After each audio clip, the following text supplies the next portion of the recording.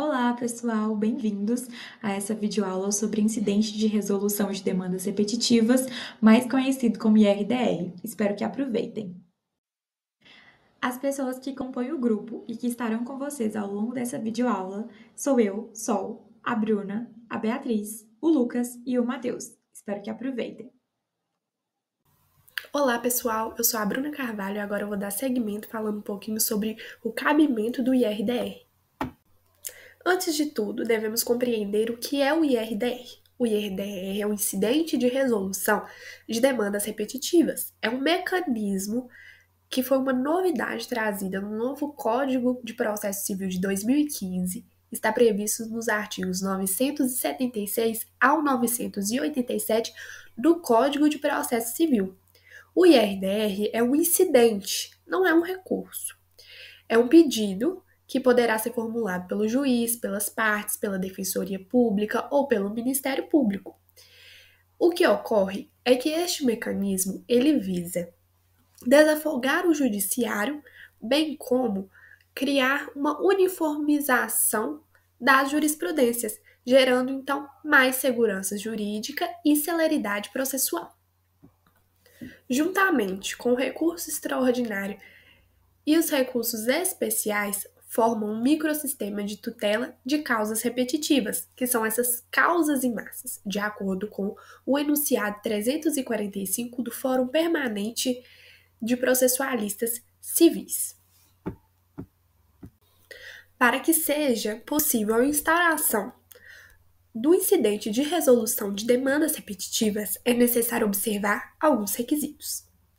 Esses requisitos estão previstos no artigo 976 do Código de Processo Civil, que diz que é cabível a instauração do IRDR quando houver simultaneamente a efetiva repetição de processos que contenham controvérsia sobre a mesma questão unicamente de direito.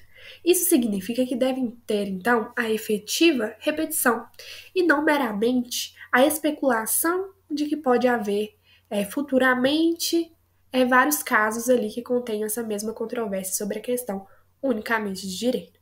Também é necessário risco de ofensa à isonomia e à segurança jurídica. Isso significa que tá essa divergência, né, de julgamentos. Então, fere essa segurança jurídica, pois a parte vai ao judiciário resolver sua lide e não sabe qual que será o resultado.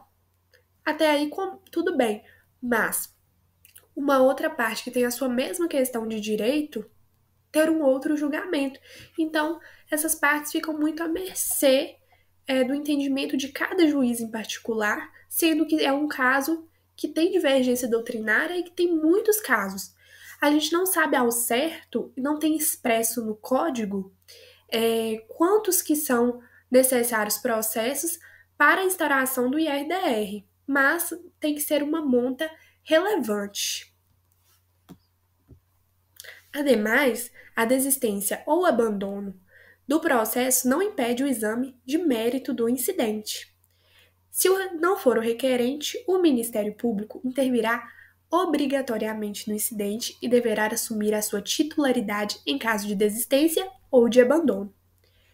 A inadmissão do incidente de resolução de demandas repetitivas por ausência de qualquer dos seus pressupostos de admissibilidade não impede que, uma vez satisfeito o requisito, seja um incidente novamente suscitado. É incabível o incidente de resolução de demandas repetitivas quando um dos tribunais superiores, no âmbito de sua respectiva competência, já tiver afetado o recurso para definição de tese sobre a questão de direito material ou processual repetitiva, e não serão exigidas custas processuais no incidente de resolução de demandas repetitivas. Agora vamos falar sobre a legitimidade para requerer a instauração do incidente de resolução de demandas repetitivas. Os legitimados são aqueles que podem formular o pedido de instauração do IRDR para o presidente do tribunal. Pode ser o juiz por ofício, ou seja, em exercício de suas funções, as partes por meio de petição, o Ministério Público e a Defensoria Pública também por meio de petição. Qualquer que seja o legitimado a ter feito esse pedido, é necessário documentos que comprovem os requisitos de admissibilidade. Após esse pedido, vai ter o exame de admissibilidade para ver se todos os requisitos foram preenchidos corretamente. Se sim, é instaurado o IRDR e a partir desse momento suspende todos os processos que versem sobre essa questão unicamente de direito. Se a parte necessitar da tutela de urgência, pode pedir ao seu juízo, né, o juízo do seu caso, e não ao tribunal. Então, vai ter esse julgamento. O julgamento, ele é preferencial em vista de outros julgamentos, exceto por habeas corpus. Se as partes não concordarem com o resultado desse julgamento, elas têm o direito de entrar com recurso. Pode ser a ação de competência ou a remessa necessária também. Dando continuidade, vamos falar agora sobre a competência para julgar o IRDR. Quanto à competência para julgar o IRDR, de acordo com o tema do enunciado 343 do Fórum Permanente de Processualistas Civis, o FPPC, o incidente de resolução de demandas repetitivas compete a Tribunal de Justiça ou Tribunal Regional. Há divergências doutrinárias se é necessário ter algum desses processos dentro desses tribunais. Há entendimentos que sim, outros que não. E também há divergências quanto se o STF, o STJ, ou seja, os tribunais superiores, também têm competência para julgar um incidente de resolução de demandas repetitivas. O STF entende que não, pois eles possuem mecanismos próprios para tratar desses casos repetitivos. O STJ, ainda que também tenha esses mecanismos, entende que poderia julgar sim. Fala, gente, beleza? Meu nome é Lucas Otávio. Vou estar dando continuidade à apresentação da nossa videoaula. Vou estar explicando um pouquinho mais sobre a divulgação do IRDR. Dando continuidade à apresentação da nossa videoaula, notamos que a divulgação está expressa no artigo 979 do novo CPC, onde retrata que a instauração e o julgamento do incidente serão sucedidos da mais ampla e específica divulgação e publicidade por meio de registro eletrônico no Conselho de Justiça. Podemos notar que nesse artigo que a divulgação e a publicidade têm um fator fundamental no incidente de resolução de demandas repetitivas, pois eles atuam como um mecanismo primordial. A divulgação da existência do incidente permite que o interessado em sua solução tome conhecimento da sua existência e intervenha em limitados pelo artigo 983, que logo mais será explicado.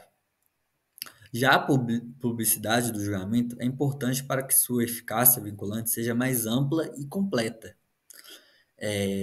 E analisando os dois primeiros parágrafos, principalmente o primeiro, notamos que ele impõe aos tribunais a manutenção dos bancos eletrônicos de dados sempre atualizados e com informação específica sobre as questões de direitos submetidos ao incidente. Notamos que nesse primeiro parágrafo deixa claro que o banco tem que ser sempre atualizado para que não haja nenhum tipo de erro. E concluímos que no segundo parágrafo ele facilita a identificação desse processo para que não seja algo tão difícil de achar. Dando continuidade à apresentação da nossa videoaula, vou falar um pouquinho sobre os sujeitos com legitimidade para participar do incidente. Dando continuidade à apresentação da nossa videoaula, o sujeito com legitimidade para participar do incidente, além dos legitimados como o juiz, o relator, as partes, Defensoria Pública e o Ministério Público, como a Bruna já tinha explicado anteriormente, outros sujeitos podem participar do procedimento. Em segunda mão, olhamos que o Ministério Público tem participação obrigatória, mesmo quando não suscitar o incidente. Analisando o artigo 983 do CPC, onde ele fala que o relator ouvirá as partes e os demais interessados, inclusive pessoas, órgãos, entidades com interesse na controvérsia, que no prazo comum de 15 dias poderão requerer a juntada de documentos, notamos que as partes mencionadas no dispositivo são aquelas do processo que ensejou a instauração do incidente, enquanto os interessados são as partes em outros processos, que analisam a mesma matéria jurídica. Dessa forma, as partes do processo vinculadas ao incidente ou analisado têm interesse jurídico em sua solução, ou seja, serão diretamente atingidos pela eficácia interpartes do julgamento. Já os terceiros são partes do processo suspenso, por admissão do IRDR. A sua intervenção se dará por meio de assistência litisconsocial, pois apesar dos terceiros não serem titulares do direito discutido no processo no qual foi suscitado o incidente, eles serão titulares de relação jurídica, que estará sendo discutida pelo tribunal. E analisado o tribunal, fixará a tese jurídica a ser aplicada de forma vinculante. Analisando o segundo parágrafo, para instruir o incidente, o relator poderá designar data para, em audiência pública, ouvir depoimentos de pessoas com experiência e conhecimento na matéria. Uma observação desse primeiro parágrafo é a intervenção da amicus curiae, que o CPC prevê que o relator poderá designar nova data para audiência pública, como foi explicado nesse primeiro parágrafo. Olá, meu nome é Matheus e agora irei falar a respeito da instauração. Antes de adentrar no tema proposto, eu gostaria antes de fazer uma breve apresentação a respeito do incidente da resolução de demandas repetitivas, o IRDR, que será um mecanismo processual que será introduzido pelo Código de Processo Civil Brasileiro, CPC de 2015, com o objetivo de uniformizar a jurisprudência e também de garantir a segurança jurídica nesses casos que envolvem questões de direitos repetitivos. E o IRDR será regulamentado pelos artigos 976 ao 987 do CPC. A respeito do pedido de instauração, eu trouxe aqui o artigo 977 e nele é estabelecidos os procedimentos para a apresentação do pedido de instauração do IRDR. E o pedido de instauração do incidente, conforme o caput, ele deverá ser dirigido ao presidente do tribunal competente, que será a autoridade responsável por receber e avaliar esse pedido. Já os incisos, eles trarão as formas de apresentação desses pedidos, no qual vai dizer que o juiz ou relator ele poderá encaminhar esse pedido ao presidente do tribunal por meio de um ofício. Isso significa que o próprio magistrado encarregado do processo poderá iniciar esse procedimento de instauração do RDR. As partes envolvidas no processo também poderão apresentar esse pedido por meio de uma petição, que será dirigida ao presidente do tribunal. Isso vai permitir que as partes solicitem a instauração do IRDR, caso considere que a questão de discussão seja repetitiva ou caso ela mereça uma análise mais abrangente. O Ministério Público ou a Defensoria Pública também tem essa prerrogativa de apresentar esse pedido de instauração do IRDR por meio de uma petição que também será dirigida ao presidente do tribunal e vai garantir a participação dessas instituições na resolução de questões jurídicas repetitivas que vão afetar um grande número de pessoas. Nos termos do artigo 977, no parágrafo único do CPC, diz que o ofício ou a petição de instauração do incidente será instruído com os documentos necessários à demonstração do preenchimento desses pressupostos para a instauração do incidente. E esses procedimentos, eles visam garantir que todas as partes interessadas, elas tenham a oportunidade de solicitar a instauração do IRDR e contribuir para a identificação e também resolução dessas questões jurídicas repetitivas que vão afetar tanto a jurisprudência como a segurança jurídica. Vale ressaltar também o artigo 979 do CPC, na qual vai estabelecer que tanto a instauração quanto o julgamento do IRDR deverão ser amplamente divulgados, e essa divulgação deverá ser feita de maneira específica e detalhada por meio de um registro eletrônico no Conselho Nacional de Justiça, o CNJ. Isso vai garantir uma transparência e o acesso à informação para todas as partes interessadas. E após essa instauração, o tribunal deverá analisar a admissibilidade do IRDR, considerando os requisitos estabelecidos. E caso ele entenda que esse incidente deve ser admitido, o tribunal então publicará essa decisão no órgão oficial para a ciência pública e também para efeito suspensivo dos processos. Agora eu irei falar a respeito da admissão do incidente. Acerca da admissão do incidente, o artigo 981 estabelecerá o procedimento a ser seguido após a distribuição do incidente para o órgão colegiado competente. E esse órgão colegiado, responsável por julgar o incidente, realizará uma análise preliminar para determinar se o incidente preenche ou não os requisitos estabelecidos pelo artigo 976. E esses requisitos poderão incluir a relevância da questão jurídica discutida no incidente e a existência de divergência jurisprudencial. E durante o juízo de admissibilidade, o órgão colegiado avalia se os pressupostos estabelecidos no artigo 976 estarão presentes. Isso pode incluir a verificação da existência de controvérsias relevantes sobre a questão de direito, a existência de decisões conflitantes nos tribunais, ou então a necessidade de uniformização das interpretações da lei. E essa análise preliminar é crucial para determinar se o órgão incidente será admitido para o julgamento ou não. E se esses pressupostos do artigo 976 forem atendidos, o incidente seguirá para o julgamento. Caso contrário, poderá ser rejeitado ou não admitido para análise do tribunal. Oi, gente! Agora que chegaram até aqui, falaremos um pouco sobre os poderes do relator. Vamos lá? Bom, uma vez admitido o incidente de resolução de demandas repetitivas pelo órgão colegiado, há diligências que deverão ser adotadas pelo relator na condução do IRDR. E para que esse IRDR seja admitido, ele será dirigido ao presidente do tribunal por meio de uma petição de acordo com o regimento interno do respectivo tribunal. Então, pode ser requerido pelas partes por meio de uma petição, pode ser requerido pelo juiz ou pelo próprio relator de ofício, pode ser requerido pelo Ministério Público e pela Defensoria Pública por meio de uma petição. Mas é claro que essa petição deve ser instruída com os documentos necessários para a comprovação dos pressupostos de admissibilidade.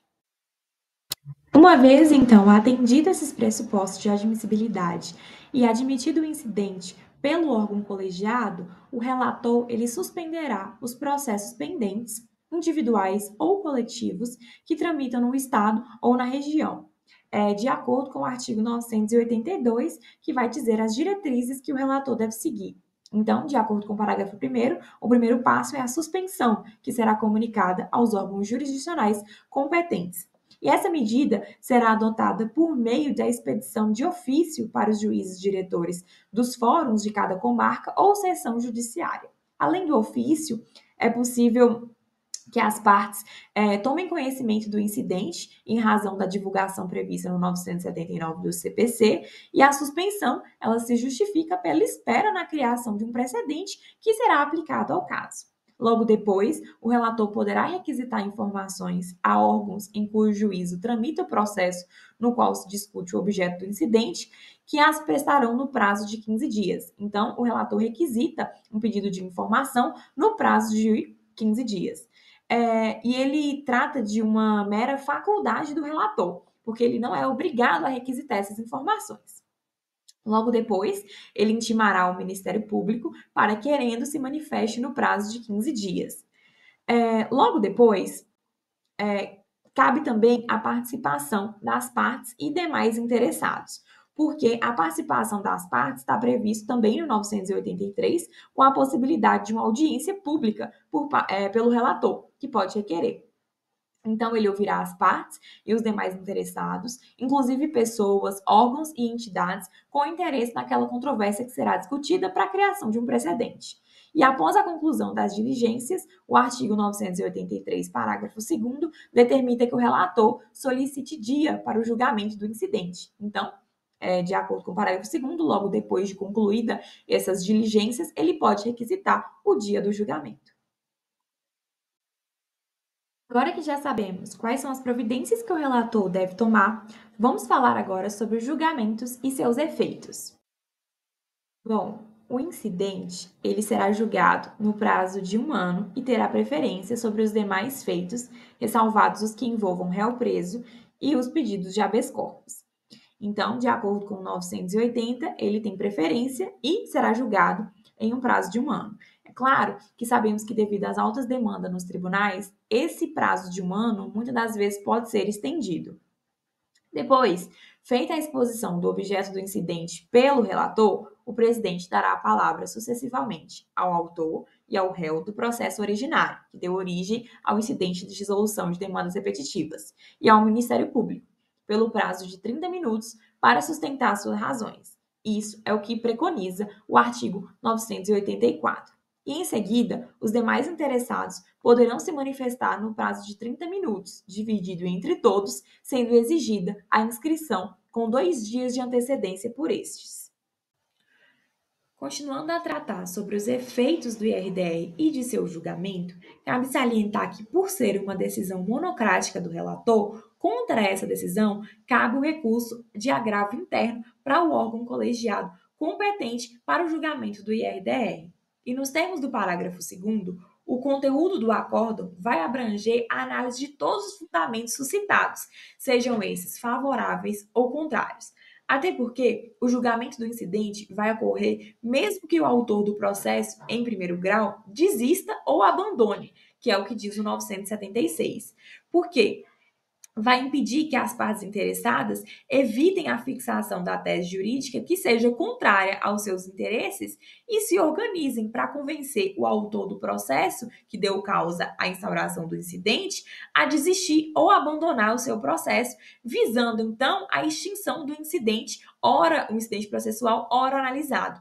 Então, de acordo com o artigo 985, a tese jurídica fixada, ela será aplicada, independente do abandono ou não do processo que deu causa, ela será aplicada a todos os processos individuais ou coletivos que versem sobre questão idêntica, que transitem na jurisdição daquele respectivo tribunal, inclusive aquelas que transitem no juizado especial do respectivo estado ou região. Então, aqui, trata-se de uma eficácia vinculante e obrigatória que o precedente criado no julgamento do IRDR gera, porque além da aplicação nos processos em trâmite, a tese fixada no incidente, ela vai ser aplicada a casos futuros que versem sobre idêntica questão de direito e que venham a transitar no território de competência do respectivo tribunal, até que aquele mesmo tribunal a revise. Porque agora vamos falar sobre a revisão do IRDR.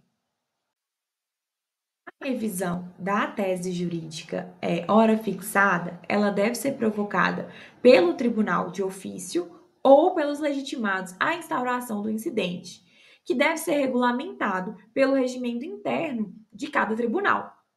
Porque essa revisão, ela só pode ser feita pelo próprio tribunal que julgou o IRDR, já que qualquer juiz que pudesse entender o precedente como superado, poderia deixar de aplicá-lo. E aí, a eficácia vinculante, que é tão importante ao IRDR, seria seriamente comprometida. Então, além da eficácia vinculante nos processos judiciais, a criação dos precedentes no IRDR geram outras importâncias, que abordarei agora. E quais são as consequências, então, do IRDR e da criação desse precedente? Ele gera uma eficácia vinculante para os processos judiciais, mas, para além disso, nos termos do parágrafo 2º do 985, tendo esse incidente como objeto uma questão relativa à prestação de serviço, permitido ou autorizado ou concedido, o resultado desse julgamento, ele será comunicado ao órgão, ao ente ou à agência reguladora para fiscalização da efetiva aplicação daquele precedente. Então, por parte dos sujeitos, a regulação da tese, ela deve ser fixada, ela deve ser regulada e gera um fator de diminuição no número de processos. E também a inobservância pelo juízo de primeiro grau e pelo próprio tribunal competente para o julgamento do IRDR, da eficácia vinculante do julgamento, permite a propositura de uma reclamação constitucional. Então, o IRDR, além de ter eficácia vinculante para os processos judiciais, cria precedentes e é um fator de diminuição do número de processos e pode ser interposto uma reclamação constitucional contra a sua aplicação. Então, ele gera essas 4 consequências, a instauração de um precedente, de um julgamento de um IRDR. Adentraremos agora no tópico julgamento do IRDR e do recurso, reexame necessário e ação de competência originária do tribunal. Em primeiro plano, cabe dizer que no direito estrangeiro vai haver duas espécies de tratamento procedimental para a solução dos processos repetitivos. O primeiro, que é chamado de causa piloto, que é por meio do qual um processo é julgado no caso concreto e a tese é fixada nesse julgamento, passando a ser aplicada nos demais processos com a mesma matéria. Já o procedimento modelo há uma cisão cognitiva e decisória, de forma a ser criado um incidente pelo qual se fixa a tese jurídica a ser aplicada em todos os processos repetitivos, inclusive aquele em relação ao qual o incidente foi suscitado. Só que quando a gente fala de RDR, ele é uma inovação brasileira, já que ele não adotou plenamente nenhum dos sistemas conhecidos no direito estrangeiro, ou seja, ele diverge em certa medida do causa piloto e também do procedimento modelo. O IRDL ele vai julgar o recurso ou a ação e fixará a tese jurídica, diferindo dessas espécies estrangeiras que existem. Agora, quando a gente fala do reexame necessário e do recurso, é importante a gente ter em mente o parágrafo único do 978, porque ele vai dizer que o órgão colegiado, incumbido de julgar o incidente e de fixar a tese jurídica, deverá julgar igualmente a remessa necessária ou processo de competência originária de onde se originou o incidente. Então, esse parágrafo único está prevendo que a fonte da instauração do incidente será apenas o recurso, o reexame necessário e o processo de competência originária do tribunal. E o que isso quer dizer? Quer dizer que não há previsão de instauração em processo de primeiro grau de jurisdição. Ou seja, havendo interposto o recurso de apelação, o processo ele vai ser inexoravelmente encaminhado para o tribunal de segundo grau, já que o tribunal de primeiro grau não vai ter mais competência para fazer juízo de admissibilidade de tal recurso, de forma que a partir dessa interposição será possível a instauração do IRDR no recurso de apelação, sendo irrelevante se esse processo chegou ou não ao tribunal de segundo grau. Chegou, que eu digo, fisicamente. E o que o STJ vem entendendo sobre isso? Bom, e o que o STJ entendeu? Que seja como for que esse processo chegue, seja por recurso ou remessa necessária no tribunal, o Superior Tribunal de Justiça já entendeu que o termo final para o ingresso do incidente ora estudado é o julgamento do mérito do recurso, processo ou remessa necessária, de forma que o mesmo dependente tal decisão de julgamento de embargo de declaração não se admitirá a instauração do IRDR. Olá, eu sou a Beatriz e vou dar continuidade à nossa videoaula. Agora a gente vai falar um pouquinho sobre juizados especiais. Então, para começar, a gente tem que ler o parágrafo único do artigo 978, que diz o seguinte: o órgão colegiado incumbido de julgar o incidente e de fixar a tese jurídica julgará igualmente o recurso, a remessa necessária ou o processo de competência originária de onde se originou o incidente. Então, de acordo com o doutrinador Daniel Amorim, vai criar um obstáculo legal para a instauração do IRDR nos juizados especiais, apesar de parecer uma medida legítima. Então, o tribunal de segundo grau que terá competência para julgar o IRDR, mas não terá competência para julgar o recurso inominado. Então, a pergunta que se tenta responder é: como que a gente vai respeitar o artigo 978, parágrafo único? Então, o Daniel ele destrincha 3 possibilidades, que seriam: a primeira, atribuir uma competência prevista em lei ao próprio colégio recursal para julgar o IRDR e o recurso nominado. Essa proposta ela é do enunciado 44 da Infam. Porém, essa solução não é viável, porque ela vai criar um sério problema prático, entende? A segunda seria o Tribunal de Justiça, vai ter competência para julgar o recurso nominado, mas também não funciona, pelo fato de que os tribunais de segundo grau, eles precisam ter ingerência jurisdicional nos juizados especiais, e eles não têm essa ingerência jurisdicional. Então, para que eles possam ter, eles precisam de quê? Previsão legal expressa. A terceira seria sugerir o fracionamento do julgamento. Então, vai dividir. O IRDR teria sua tese jurídica fixada pelo tribunal e o recurso nominado ele seria julgado pelo colégio recursal. Então, são 3 possibilidades que são passíveis de crítica. Por quê? Porque essa questão do IRDR nos juizados especiais ainda é muito discutida. Então, no caso das 3, a menos traumática seria a terceira. Então, mas assim, deixando claro que qualquer solução, ela deve considerar a competência jurisdicional e a necessidade de previsão legal expressa para que assim garanta uma aplicação adequada do IRDR nos juizados especiais. Agora a gente vai falar um pouquinho sobre a desistência ou abandono do processo. O artigo 976, parágrafo 1º do CPC, que vai trazer essa questão de desistência ou abandono do processo. Porque lá diz que, mesmo a pessoa desistindo ou abandonando do processo, o tribunal ainda pode fixar uma tese jurídica. Então, o acessório não vai seguir o principal, diferente da regra, que geralmente o acessório segue o principal, o processo principal. Então, sem a existência de um, não tem a existência do outro. Os doutrinadores costumam usar como exemplo a alma sem o corpo, porque a alma fica sem o corpo, né? Ela pode continuar flutuando. Então, o IRDR pode trabalhar em cima da desistência ou abandono do processo. Isso vai ajudar na segurança jurídica e também proporciona uma previsibilidade, né? E também vai contribuir para a estabilidade dessas decisões judiciais. E, por fim, vamos entender um pouquinho sobre quais recursos são cabíveis no IRDR. O artigo 987 do Código de Processo Civil, que vai trazer para a gente essa questão dos recursos. Então, a gente vai lendo o artigo e destrinchando.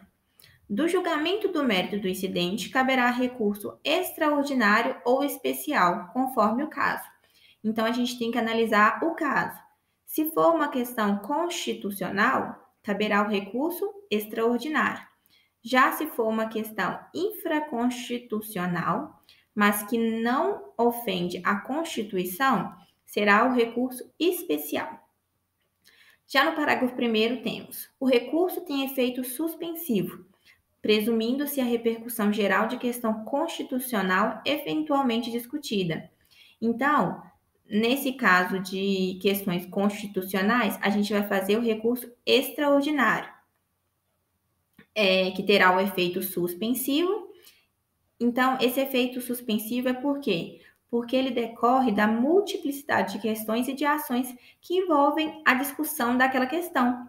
Então, essa questão a gente já presume ela com uma repercussão geral, por causa da infinidade de ações que discutem aquela mesma questão de direito. Já o parágrafo 2º fala: apreciado o mérito do recurso, a tese jurídica adotada pelo Supremo Tribunal Federal ou pelo Superior Tribunal de Justiça será aplicada no território nacional a todos os processos, individuais ou coletivos que versem sobre idêntica questão de direito. Então, resolveu-se o problema no IRDR, então teve o recurso especial, ele foi para o STJ. Então, aquela tese firmada no STJ, ela vai ser aplicada a todos os processos, sejam eles individuais ou coletivos, que vão discutir a mesma questão. Então, aquela mesma questão terá uma mesma tese firmada. Isso em todo o território nacional. Então, exemplificando, uma tese que valeria aqui para Minas Gerais, se ela vai para o STJ ou para o STF ela passa e é aceita, né, claro, ela vai passar a valer em todo o território nacional. Então, ela vai rodar por todo o Brasil. E essa foi a nossa aula sobre incidente de resolução de demandas repetitivas. Espero que tenham gostado e aprendido bastante. Caso queira aprofundar mais, fique aí com as referências utilizadas para montar esta aula. Obrigada!